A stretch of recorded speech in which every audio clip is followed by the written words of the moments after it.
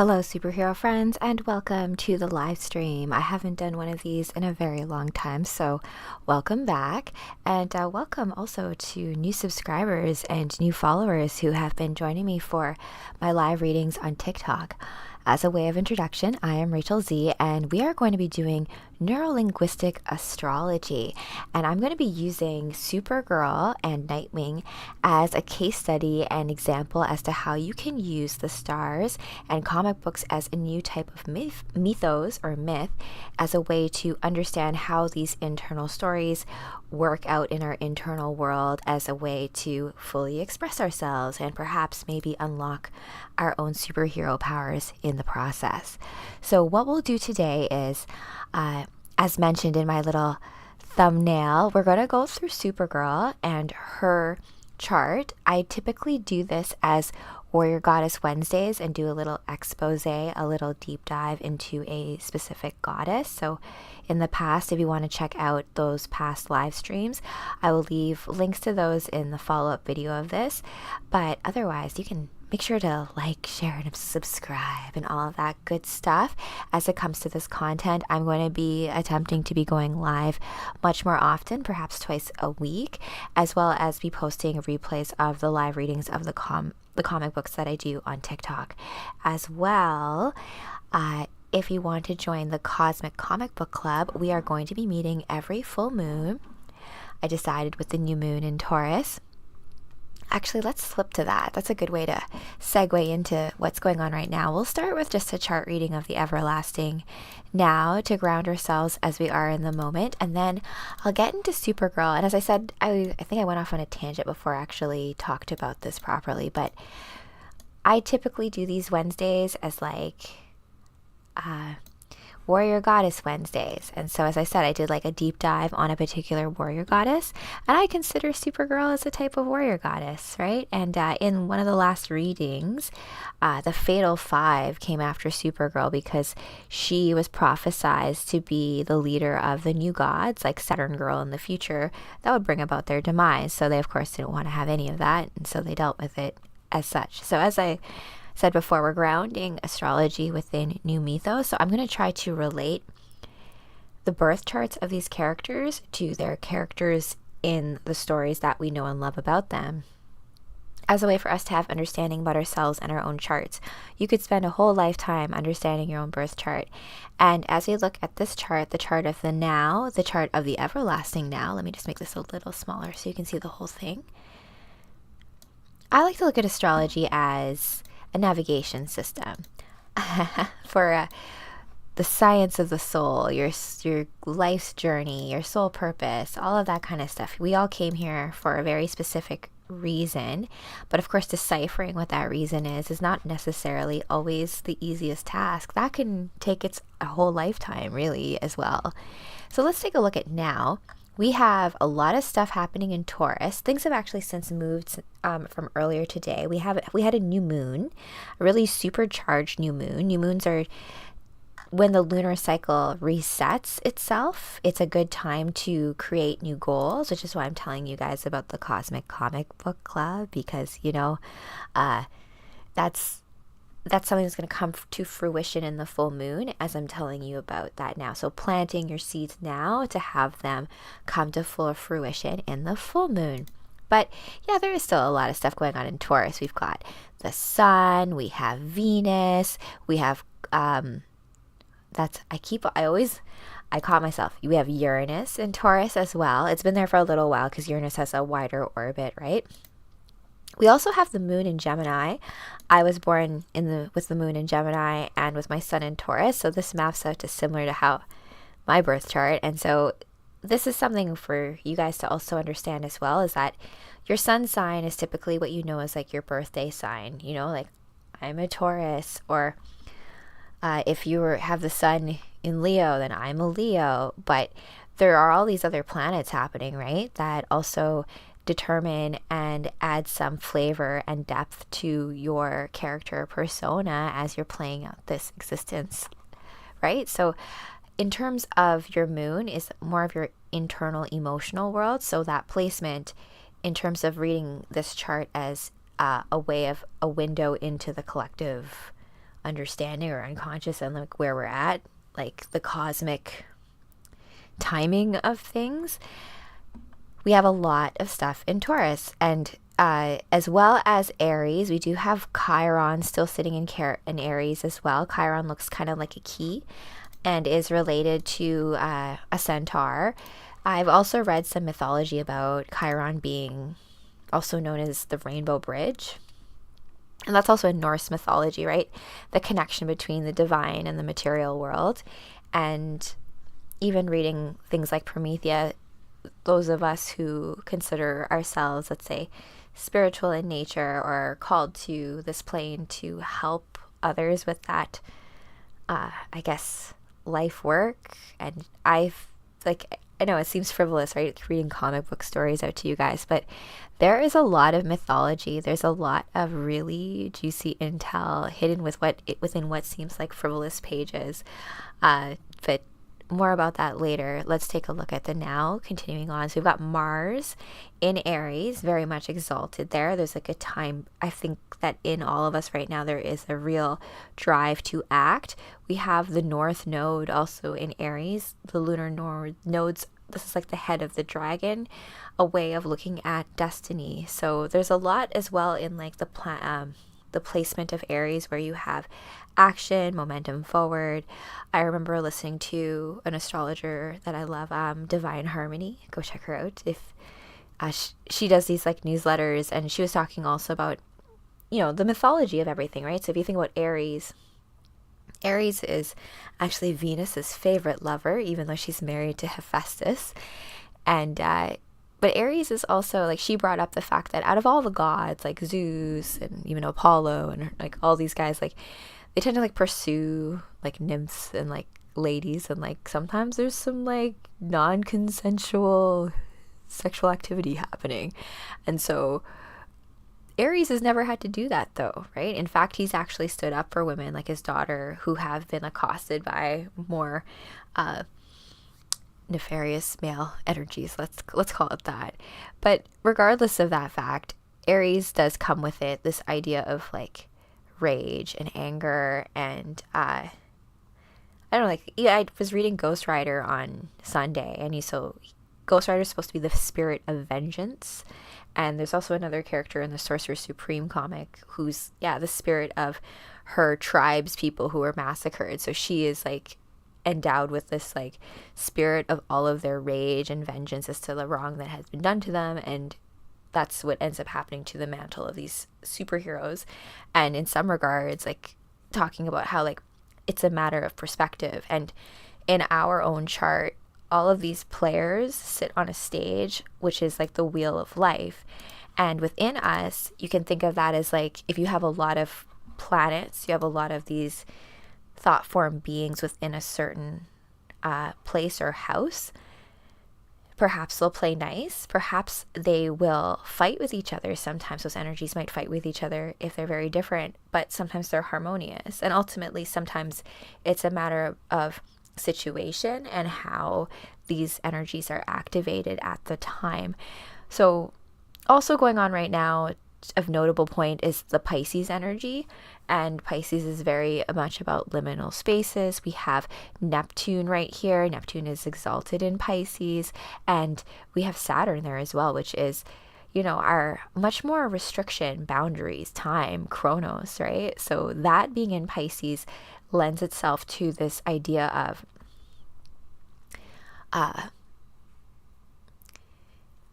your dreams have a lot more tangible realness to them.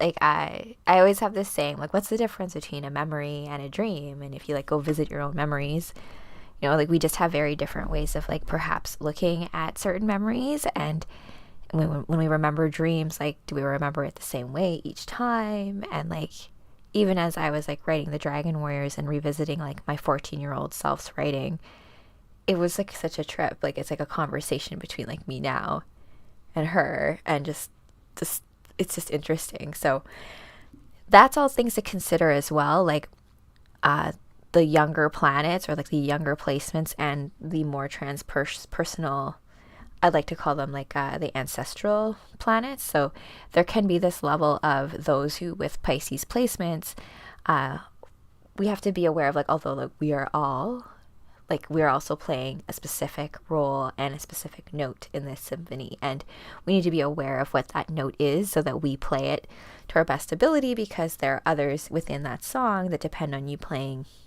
what you're playing, like the way you need to play it, and only you know that. And it's a big I'd say mission for many of this in this lifetime is just uncover what that is, like discovering what it is so that you can practice it.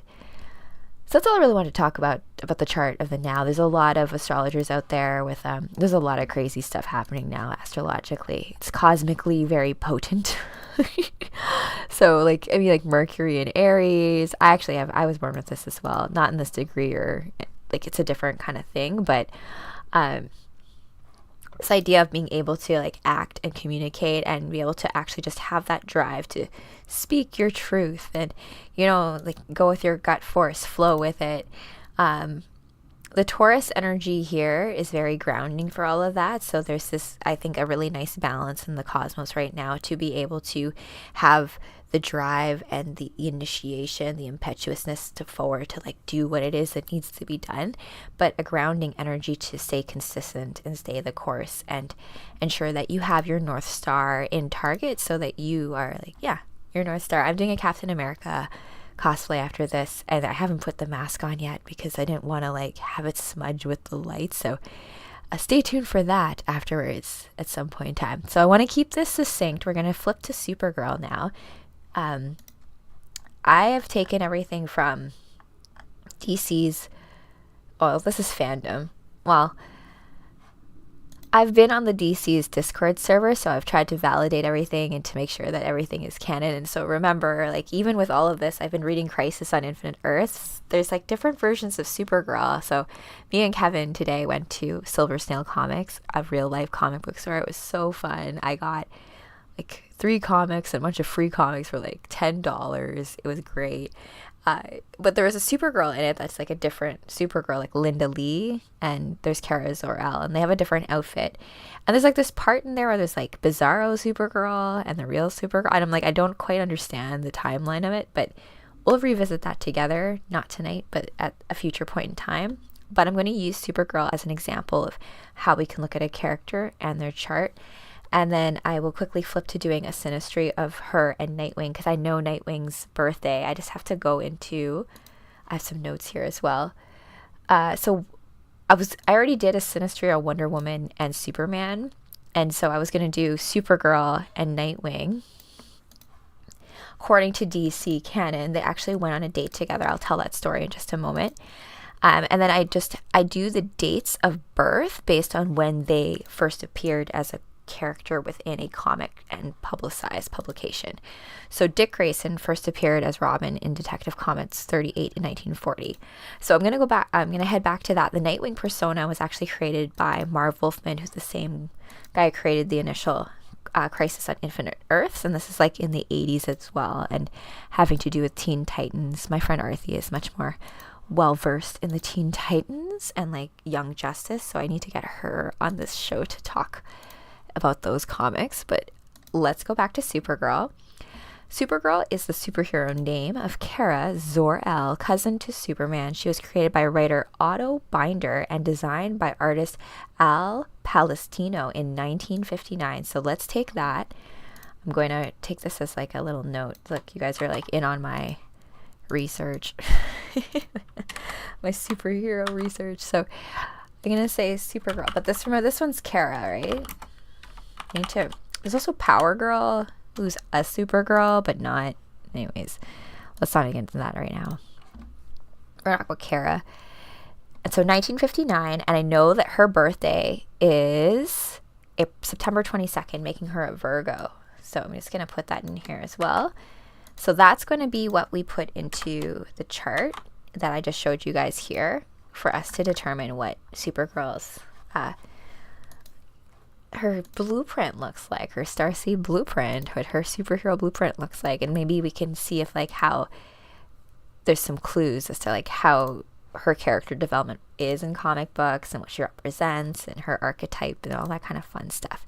So back here, I'm just going to finish this one. So she first appeared in Action Comics, in whose first issue Superman himself was introduced. Interesting.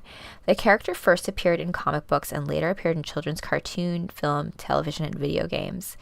So she debuted in Action Comics 252, May 1959.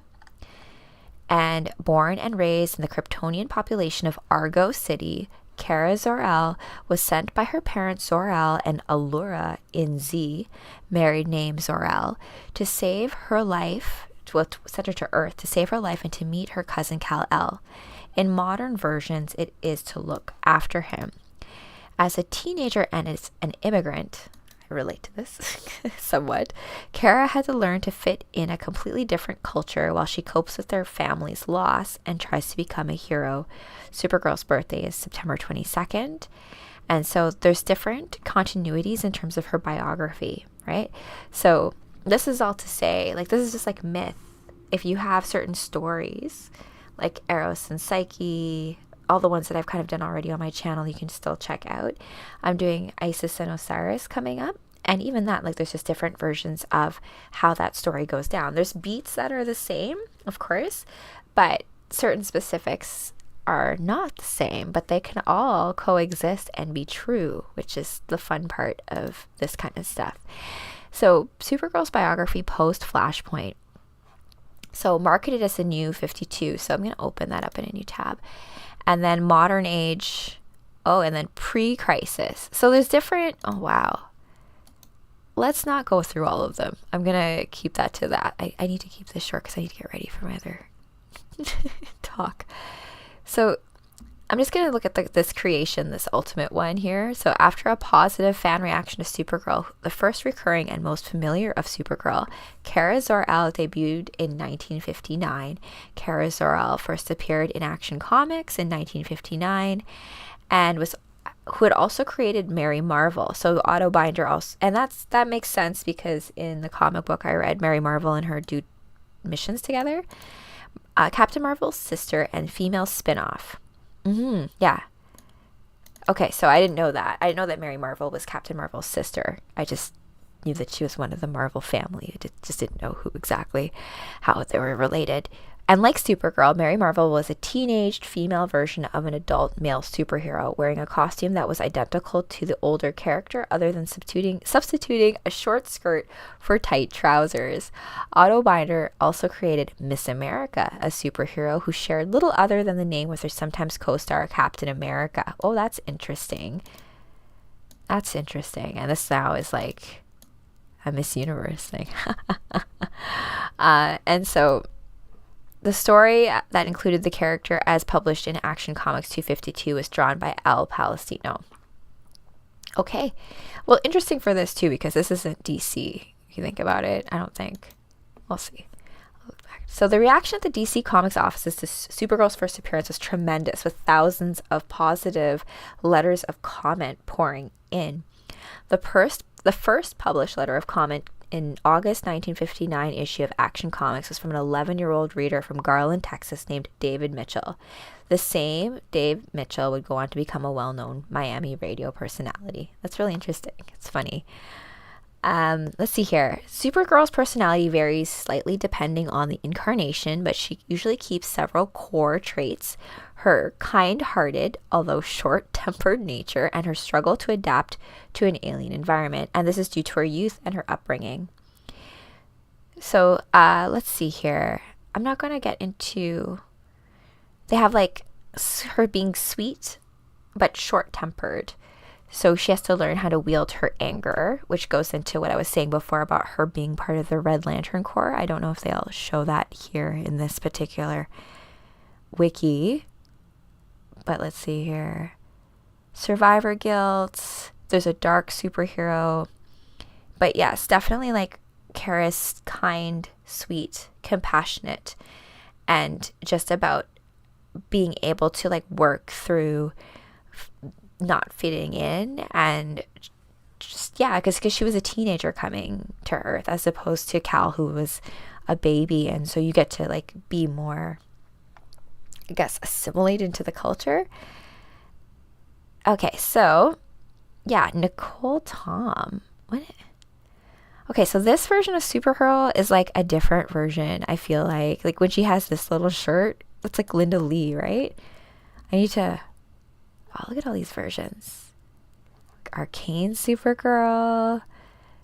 Oh my gosh. If I could be Supergirl's voice actress for one of these things, that would be fantastic. I like this version. Yeah. Okay. Anyways, that's enough of like background. Let's go into her astrological chart. So I'm going to go into, you can get a calculator just like this off of my website. So my name is Supergirl. Even though I'm dressed like Captain America right now, but my alter ego, or Miss America, right? I was born in, where did she touch down? Let's see here, pre-crisis. This is like, that's why I wear that headband sometimes, because her 80s version. Where would she, let's see, Midvale High School, like, where, like, what city was that? I read somewhere too that like she crashed down somewhere in Russia. So let's say, I'm just going to put in Candor. Maybe that'll show up. Candor? No. Let's put Krypton. Krypton, Kentucky. There you go. All right. So months, I'm going to do, oh yes, September. So what month is that? January, February, March, April, May, June, July, August, September, 9. I always overthink it. Oh, I feel like I already ran this. Let's do just 12 a.m. Let's create the chart. Okay, let's see. So she's, as I said, Virgo, but a late Virgo. That is regardless of anything. So look at all this fun cuspy action between Virgo and Libra. I feel like this part of the chart, if you have stuff here, is a very feminine part of the chart. And also, fun thing to note, I've done Superman's astrology before, and he's a Pisces, right? So Pisces and Virgo oppose each other. So that's kind of interesting to note that Supergirl is the opposite sign to Superman. Interesting. Her moon's in Taurus. Oh, hey girl, that's amazing. I love hearing that. So the moon's not in Taurus right now, but it was in Taurus for our new moon. We had a new moon. When you have a new moon, it's in the same sign as the sun. So yeah, that's cool, actually.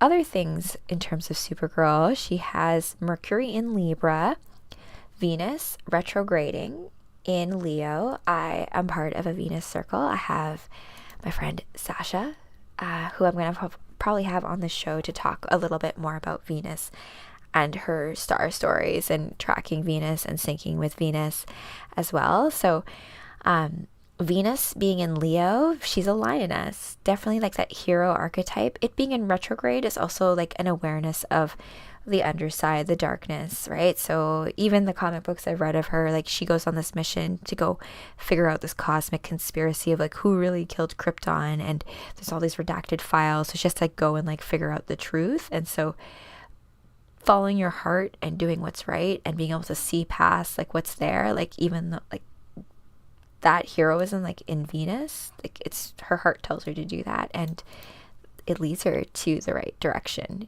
ultimately. Mars is in Libra. So we have Mercury and Mars in the same, not exactly super close, like conjunct, but they're in the same sign. So Libra is also very, like, it's ruled by Venus, right? So it has all of these aspects of femininity in it, even though it's like the masculine representative of Venus. It is an air sign though, right? So that like being with Supergirl, flight, Mercury is communication, messenger of the gods. That in an air sign of Libra is like being able to convey messages of like fairness and justice, and beauty, all in like her embodiment. So that's cool. Saturn in Capricorn adds a bit of restriction here. There can be a level of having to live up to an elder figure, and I feel that in terms of Supergirl, and being the elder, but everyone knows that, like, you're the cousin to the superhero. She said that before. Like, what is that like to live up to those expectations and trying to fill those shoes as being the counterpart to, like, the hero, that archetype? So what does it mean to be the feminine counterpart to that? And not in a romantic way necessarily, right? Just to literally be the counter. And that's like the thing I think that gets into to be sisters. Like, if we're all brothers and sisters, like Isis is also the sister wife to Osiris. So like that idea, it's not necessarily always like a love counter, but an energetic counter as well. You can kind of think of that also as masculine and feminine essences of yourself as well. Other things here, Uranus is in Leo, so we have Venus and Uranus in the same sign. That's going to add a little bit of rebelliousness to the way that Supergirl loves and does things. I don't know much about Supergirl's actual love relationships. Actually, she goes on a date with Nightwing. I will tell that story, and then we will do a synastry of that, and then I will end this little conversation, and then we can pick this up tomorrow, as I will talk about Manitou and the Great Spirit and that kind of thing. So before that, more to talk about in terms of this chart. I'll do a little bit more in-depth reading of it. I also have to check to see like where exactly Supergirl touched down to clarify this aspect of her chart. Now let's do a synastry between her and Nightwing. So my name is Supergirl. And we'll do that all in. And then my partner's name is Nightwing. Now, this will be interesting. How do I want to do this? So Gotham. Oh, look at that. There's a Gotham, Ontario. Let's put that in. And my partner's birthday. So Nightwing's birthday. Let's go back to my... So they say that he's born in 1991, which is crazy, right? Because that's because they're trying to keep him young in the current comics. But I'm going to go by when the character first appeared. So I'm going to actually say that he was born in 1940, right? Because this Nightwing persona was created by writer Marv Wolfman, who did Crisis on Infinite Earths, and artist George Perez, and debuted in Tales of Teen Titans number 44 in 1984. Actually, let's do 1984 because we're doing the character personas, because I will do another follow-up to this one in terms of talking about Nightwing and Flamebird and those mythological stories from Krypton, which is pretty cool. They're like dragons and dragon phoenixes. Pretty cool. So 1984, I think we'll use that. No, let's do 1940. We'll do it because that's the same way that Supergirl did it. Because Nightwing persona came that way, but I'm interested in Dick Grayson too. So let's do 1940, March 20th. So March 20th, what did we say, 1940? And then we'll also do like just 12 a.m. I like that, like the between. Oh, what? I didn't I? Okay. Oh my gosh.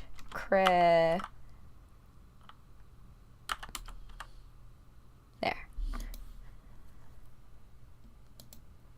Okay, nice. I don't know, it was giving me an error message. So, what you can see here, let me just double check. Yeah, so Supergirl's the Virgo sun. So she's here, and then you can see Nightwing's chart here. So let me tell you the story of Nightwing and Supergirl.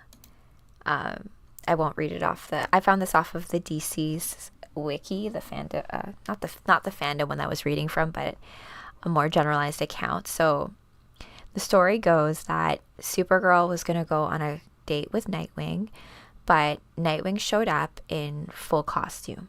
And I think it's because Nightwing was being set up on it. Because remember, Nightwing's actually a Kryptonian persona. So I think like Superman was like, hey, do you want to go on a date with my cousin? And so Nightwing was like, oh my gosh, it's Superman's cousin, so I should show up in costume. So he did. Supergirl was like, okay, what the heck? I can't remember if she also then put on a costume or not. But regardless, they go on a date. But on the way to the date, they have to fight crime. Like something happens and they have to like, do superhero things. And then when they finally get to the restaurant, they can't even do their date because Nightwing didn't pull out any cash before coming to the restaurant. So he was like, oh shit, if I use my credit card, then people will know my secret identity is Dick Grayson. So Supergirl was like, I don't know why you even showed up in costume in the first place, which is why I need to go check if she also changed or if she was just like, I'm gonna stay as like was it her name, Kara Danvers? I think that's it. But like anyway, so that was their date. And then like they had like weird animosity, I think, for a little while. And in one of the comics, I don't think Nightwing and Flamebird are ever Nightwing and Kara per se. I have to double check on that, but I know that Kara does take on the mantle as Flamebird with Power Girl when they have that whole thing that they do in the city of Kandor. I think the Bottle City. Don't quote me on that. I'll look back on it, but that will be a follow-up episode. We'll do that next week. The whole idea of Nightwing and Flamebird and the old gods of Krypton and Rao and their son and that kind of thing, because it's like a unique thing that Supergirl gains all her power from the yellow sun of this solar system. Her powers wouldn't have expressed the same way on Krypton, I don't think. She also talks about how Krypton is very obsessed with science and less of like mystical, magical quality of things. But let's go back to the Synastry chart. So if you're interested in doing a Synastry reading, you can also book my calendar for that as well. You can do Synastry between anything. Like what you could also do is take your chart and map it to right now and see what planets are interacting with each other. We kind of call those, I guess those are transits in astrology. I'm not exactly sure.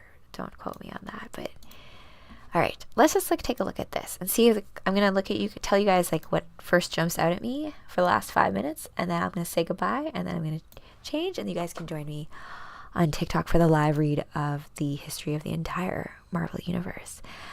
But first of all, I'm just going to take a look at Nightwing quickly. So, oh my goodness, he's like at that cusp between Pisces and Aries. So this like rebirth. And thing about Dick Grayson is that for a time before he became Nightwing, he took the Batman mantle. He was Batman for a time. So, and even in the Gotham Knights video game that I'm playing, Nightwing, Bruce Wayne dies, and so there's this idea of like trying to fill shoes and create like your own identity, your own stake, your own hero's journey through all of that.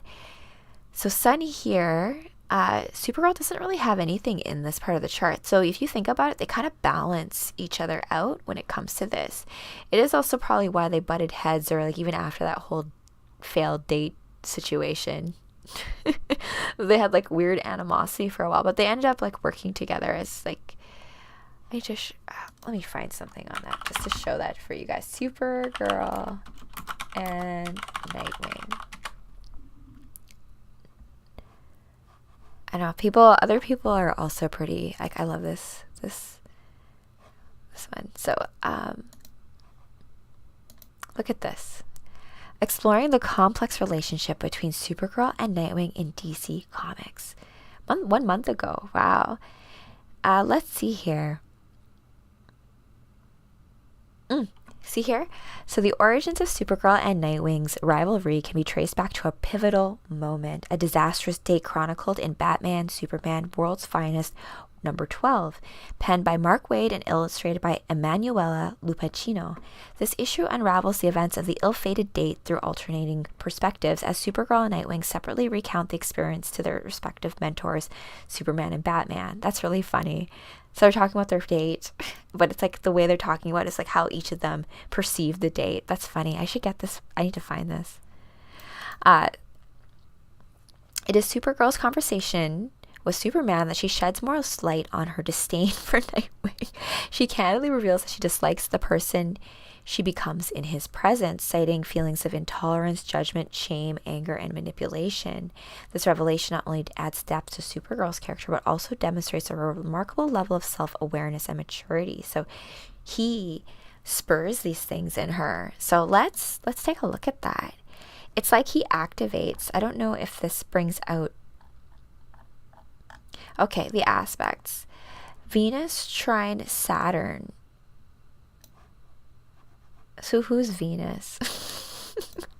I need to do this in an Astro Seek chart later. This has been interesting. Actually, let me finish reading this. I love this on Microsoft too. Despite Nightwing's reputation for bringing out the best in others, because I found that he does like a. I wonder if this will have it. Oh, I didn't leave that link. Darn it. But I'll find it for later. But Nightwing's birthday. Every day on his birthday, he basically does nice things for other people, and other people can't complain. And so, yeah. Let's see here. The intricacies of human interaction, even among superheroes. It suggests that sometimes, despite the best intentions, certain individuals simply do not mesh well. There remains a glimmer of hope for Supergirl and Nightwing. And let's see here. I don't know if they go into a failed attempt at romance. Oh, I guess he was Robin at the time. Well, whatever. We'll see. Yeah. And then they don't even go into it. Like, there's like nothing else that happens after that. They don't go into Flamebird or any of that. But I don't think that even happens. So going back to things within their charts, it's just like that failed date, right? There are things that they trigger in each other, and ultimately those things can, like a battery, like where these oppose each other. Yeah. So if he's here in Pisces, and where Virgo is like coming into Libra, he's where Pisces is coming into Aries. So like they definitely oppose each other. And Mercury is here. Let's see, her Mercury is in Virgo. Yeah, so the Mercury and Sun is in the same sign, and they both oppose each other. So how they communicate is opposing sides of the same thing. So it's like they can mirror each other in a little bit of a way. And then we've also got, let's look at North Node stuff. So North Node, his North Node's here in Libra, okay? And then hers is in Libra as well. So they both have destinies that match. They're both about justice. That's kind of interesting. The lunar nodes in both of their charts are about like fairness and all that kind of good stuff. And then let's see here. Moon in Gemini. Where's Nightwing's moon? Moon in Leo. Oh, Nightwing. Nice. So that your emotional self is ruled by the sun, and a sense of being the captain, leadership. And this is also can be why after a certain time, once Dick Grayson came of age, that he no longer felt like he could just be in like Batman's shadow and be the sidekick anymore. He had to go out and create his own identity itself. He's got Pluto close by here. Look at this like placement for Pluto though, between Cancer and Leo. So and Pluto looks like it's also making an aspect here with Saturn, which is interesting. So that can be a level of like dealing with like your own restrictions on self, and like also living up to certain expectations of father figures in life, right? So and also like Dick Grayson has suffered a lot of tragedy, like many superheroes do, where he lost much of his family. And so having Pluto, I would say like it's kind of conjunct Leo, kind of conjunct the moon. And so that playing with emotions, inner mother, and like Pluto being rebirth, regeneration, destruction, creation, that with the moon here, he knows about all that stuff. So I feel like it's almost like Supergirl being that kind, compassionate, lighthearted person and having her own trauma where she lost an entire planet, the last daughter of Krypton. It's like he can bring up all of those feelings within her as well, and just because they activate those things within each other. However, just like this article was saying about them, just funny how this was like written a month ago. And like it's the opposites attract thing is not necessarily, it's something that doesn't come without effort within two people, because you have to strive to see where in that other you can find growth of yourself as the mirror, because there's also some healing of your own inner counter. Like Jung talks about the anima and the animus. We all have, each of us, right? So your anima is your feminine aspect, your animus is your male aspect. And so they